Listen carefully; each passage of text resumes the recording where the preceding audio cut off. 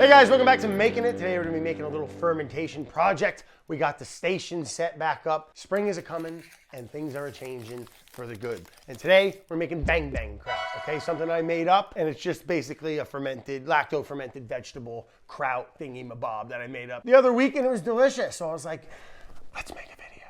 Bang bang kraut, coming soon. Stores everywhere. Before we get into that, we got the candles going. We got our shrine going.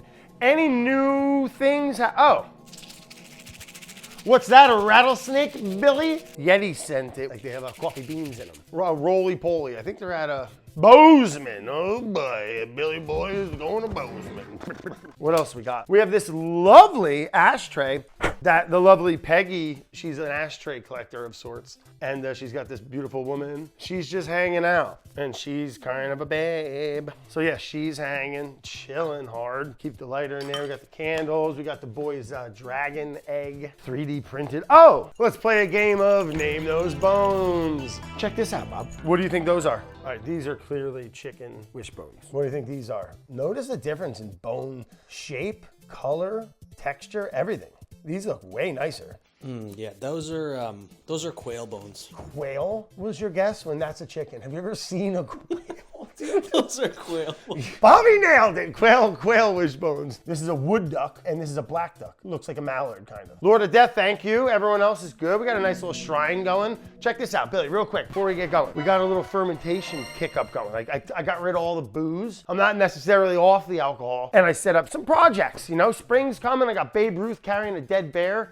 Thank you, Cast Iron Kyle. Look at this cool lobster claw me and Cal found on Block Island in the winter, completely intact. We got an electronic microscope for science experiments.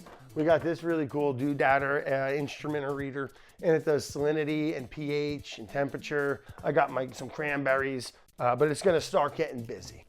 Bubbling away, old bushel boy Brad. Gardening is coming soon, can't wait. You know how much easier and more fun it is to ferment stuff that you grow? It just wants to take off. It's so alive. Then this, you know, this swine fodder I got at the supermarket. But no, it's the dredges of winter. What? I'm actually grateful. This is beautiful stuff. We got some carrots, some garlic, cardamon pods, cracked fennel seed, coriander, black pepper, a little pinchy poo of celery salt. Oh, it's delicious. Reminds you of like a Bloody Mary or like an Old Bay. Oh my God, I love celery salt. Bee pollen, ground turmeric, ginger dressing. We're gonna add that to the ferment. And then for our base of our ferment, we got a little bit of fennel. I love fennel, delicious, crispy, has that nice anise flavor. It's just delicious. We're gonna slice that real thin in there. And then the cauliflower, and we're gonna clean that up, you know, remove all the leaves and the beautiful cauliflower. And we'll break it into small little florets. And then we have a cabbage, Savoy or Napa. God, I always forget. Oh, Brad, you're so stupid. It's a Savoy cabbage. Sticking with it. We'll chop that up. Bang bang kraut. Wait till you have this stuff, Bobby. Bobby, you love the bang bang kraut. I got my big ass bowl. And when we're doing a ferment, I like to go by weight. You gotta kinda, right? That's how we're gonna get our salt levels. I like to do a 2%, considering we're not adding too much salt. This has some sodium in it. 2 tablespoons, 130 milligrams. 2% with that, it's great. But I like to measure as I go. I'll do all my knife work and then we'll measure it. And then I'll show you how we'll do some real simple fermentation math to get our 2% by weight. And then we'll hit it with the salt. Start massaging. Let me get a knife. I'm gonna nip that off. I got a little duck and chicken pan. Not much greens out there for those feathered friends of mine. So I like to give them my scraps. They go nuts. I like to get rid of the leaves. I mean, you could probably ferment them in this kraut and they'd probably be delicious, to be honest. I don't see why they wouldn't be. But I'm gonna give them to the ducks. And it's all going in. So it doesn't have to be pretty. Open this thing up. I remove the core just to release all those florets. But I do ferment the core. It's delicious. It's one of my favorite parts. Even like same with like broccoli. Such a delicious, sweet little component. And since we're gonna be fermenting it and essentially breaking it down a bit and rotting it, controlled rot is what our fermentation with the salt is. I don't mind using it. It's delicious. Add some salt to that, you'd be rocking. And I like to just break it up into like chunks like that, and then they kind of break up when you give them the old rub. Beautiful, the little fennel fronds. Great as a garnish, great in everything, great in a soup. I'm just gonna keep that whole as like a nice little plug of a herb almost, like a nice little aromatic in there. And then the fennel I'll cut in half. And there's such a cool, I mean, if you don't like licorice or anise, you know, it's fennel. It's one of those things, you like it or you don't. And the old star of the show, all right? The old brick foundation. Sweet cabbage, nice and crunchy. Like walking in fresh snow.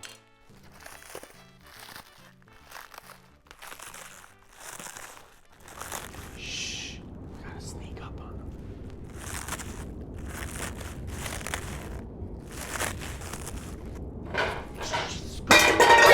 We got it!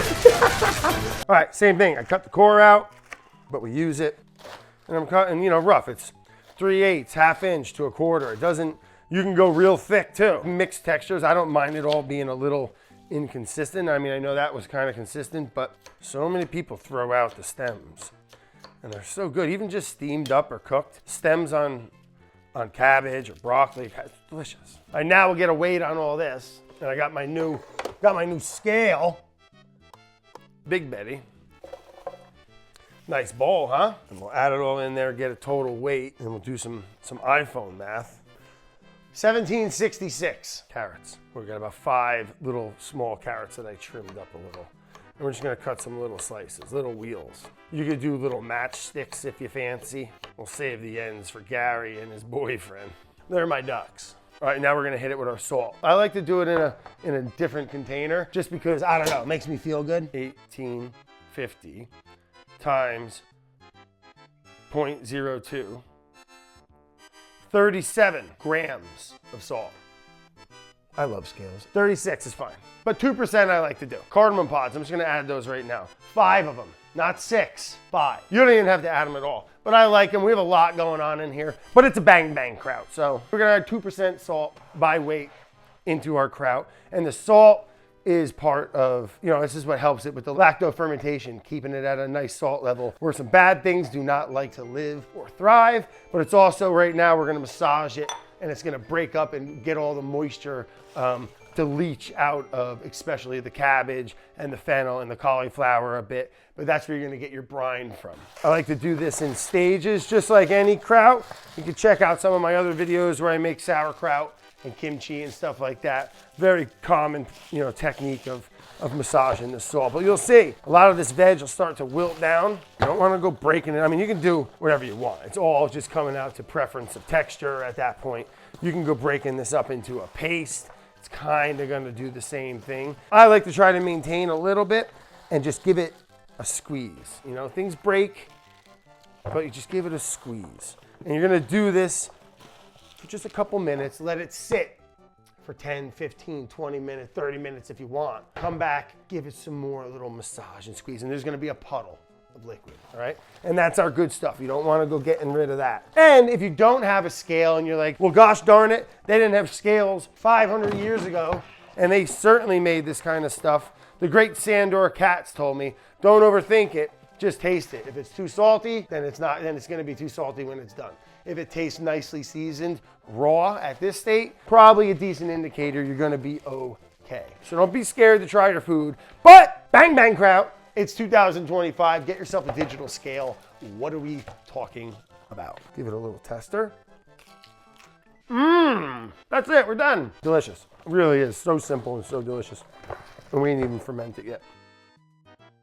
All right, so it's been about 15, 20 minutes. You can see texture has changed a bunch. We have a nice little pile of brine starting to form on the bottom. I almost forgot, in the bang bang, I like to add 1 dried persimmons. So harvest time, beautiful, all right? Scoot over, Scooter. Dried them up, peeled them up, and this is where we're at now.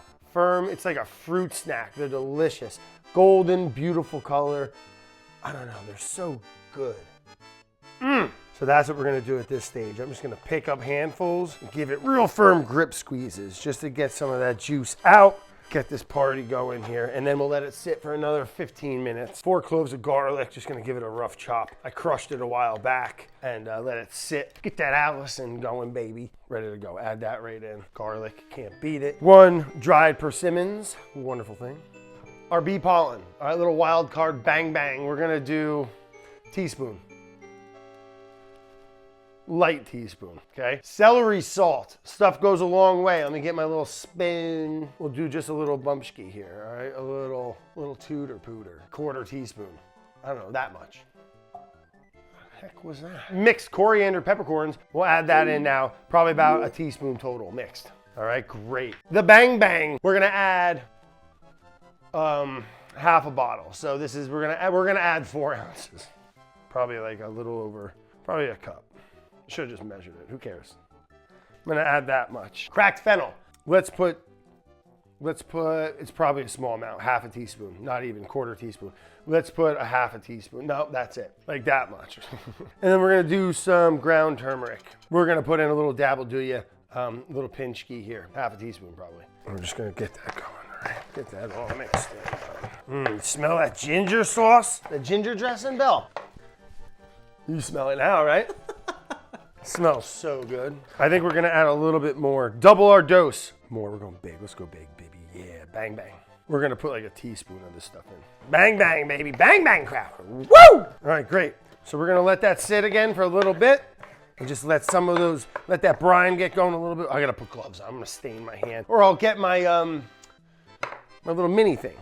Yeah, this'll work. Just a little crusher busher. All right, let that sit for another 10 minutes, and then we're gonna pack it into our fermentation vessel and let it sit for 1, 2, 3, 4, 5 weeks, whatever you want. If you like it crunchy and not real sour, you're gonna go at 1, 2 weeks, depending on the temperature. More heat in the room, faster things are gonna ferment. The better your ingredients, the more it's gonna ferment, in my personal opinion. And if you like it real sour and mushy and German style, baby, let that thing go for freaking, I don't know, forever. Forever. I'll love you forever. Bang, bang, KRAUT. All right, welcome back. 15 minutes. Got some gloves on because we're gonna fill up our fermentation vessel. You can use a crock, any good old fermentation crock, food grade, glass, ceramics. I got a bunch of them. But now we're gonna pack this in. But check this out, Bobby, get in here. Look how much liquid. I mean, we are swimming in just golden, salty brine. Look how much is it collecting down there. Look at that, it's a nice bill. When we pack that all in there, look how much it wilted out already. All right, Brad, let's load up our vessel. I clean this out with nice, just a little salt water, so a strong salt solution every time. But you probably don't even have to, I don't know, but that's what I've been doing. And it's been working great. You just wanna pack it in nice and even. All right, oxygen's not really your friend here, so you wanna keep it, in a nice little thing, and then we'll pour all that brine right over it. Wait till we ferment this little bang bang goer, dude. Sheesh! And that's what we're looking for. Tamp down, everything getting nice and submerged in the liquid. From here, I'll put my little weight, and that'll be my final little tamper. All right, you can keep this room temp.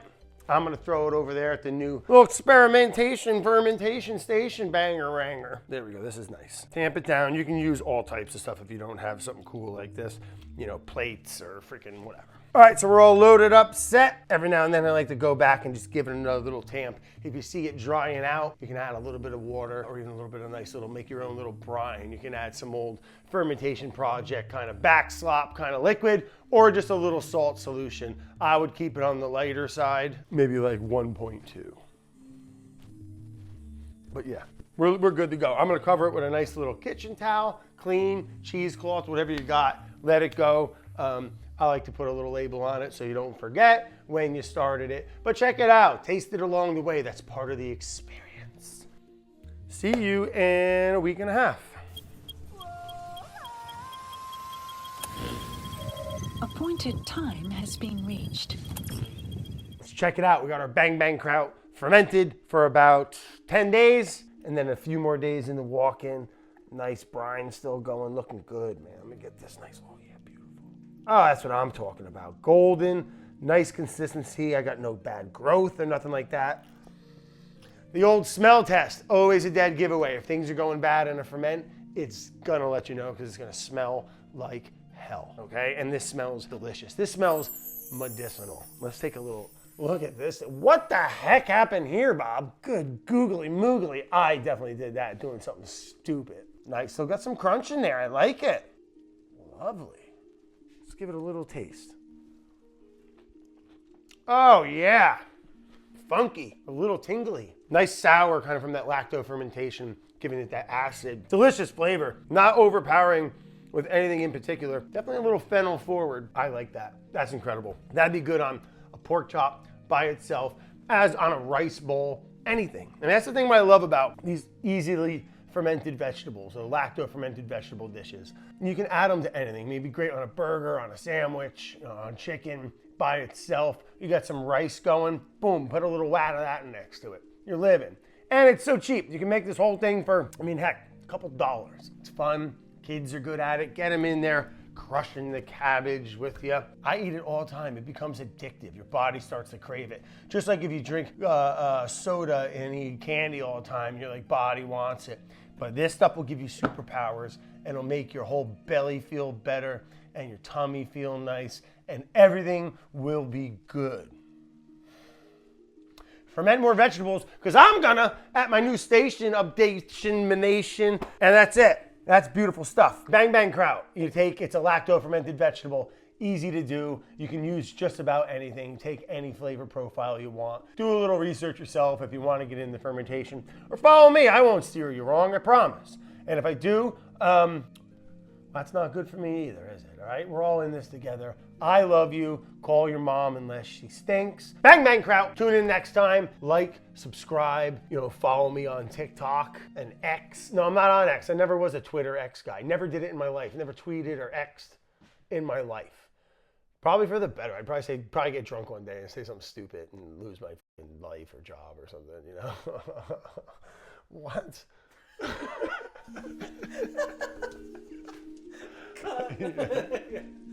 That was awesome. Yeah, that's perfect. That is absolutely perfect. Absolutely nailed it. Absolutely nailed it. Right? Oh, there they are. Under the trailer today, huh, guys? Watch, they're gonna go nuts for that. Get it, Gary. You and your boy, they love the salad. Nom, nom, nom, nom, nom, nom, nom. Look at them. Nom, nom, nom, nom, nom, nom. I usually don't feed them by the house because it attracts rodents. But we run a tight ship, and they're gonna eat the heck out of this. Get right in there. Don't make a mess. You guys are filthy. Gary, look at him. Look at him. He's a gavone, Gary, and his boyfriend. I haven't named his boyfriend yet.